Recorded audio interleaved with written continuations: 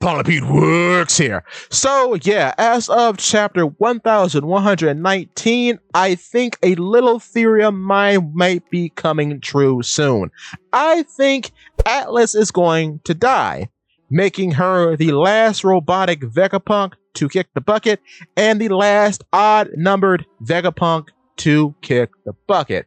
I wonder if there's any significance with her being number 5 and York being number 6, which are Luffy's numbers. I don't know much about that, we'll have to see, but it's kind of obvious that she's the next one to go because, unlike Lilith and York, there has been nothing really done with Atlas as a character. She just punches holograms and whatnot. She does set us up for the light gloves that can interact with light. So that's a thing, but we don't know if that's going to go anywhere. But as far as her herself, she hasn't really had any outstanding traits that would make her a character that would move forward in the narrative. However, that cannot be said for Lilith and York. Lilith was the first Vegapunk we were introduced to, and then later on in the arc, we now discover that she has some interest in travel.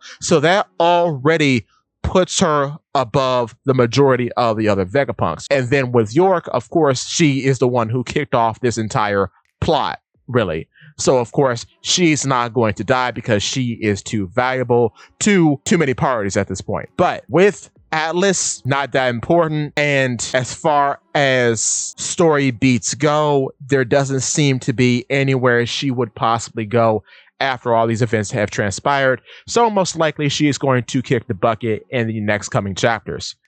Additionally, now I have made a video talking about where I think York is going to go. With that being said, the question now is, where is Lilith going to go?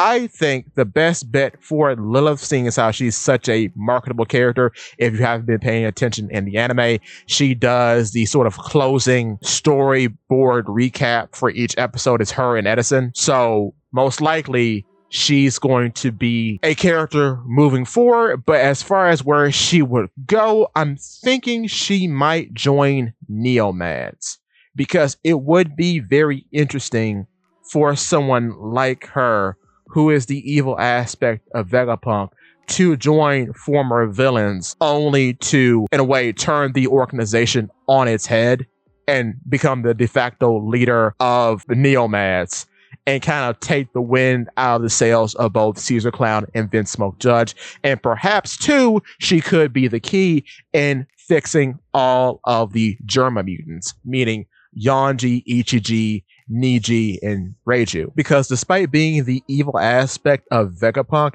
the most interesting part about Lilith is that she's super maternal, which is something she shares with York, because York too has been shown to be maternal towards S-Snake, and Lilith has shown to be caring and maternal towards Edison. So it's very funny that despite being so-called evil, she is a good person. And what would be cool is if she could mend the emotional growth of the Germa siblings, curing what has stunted them from birth and making them more like Sanji, which in turn would make them more powerful. This is also very interesting too, because the whole bit about them being emotionless seems to be a bit of a lie, because at least they sometimes do respond to stimuli, like how Yonji had the hots for Nami. So it's, I think, a Chekhov's gun ready to go off in terms of their character development. I don't think they're done developing, and I think they just need a trigger in order for them to develop further. What also may be a trigger is that, seeing as how Vegapunk Lilith wears her hair in a very similar way to Vince Smoke Sora, the mother of the Germa siblings, it might trigger an emotional response to see a woman like their mother, but not quite like their mother, if that makes sense. That could be a spitball, but I digress.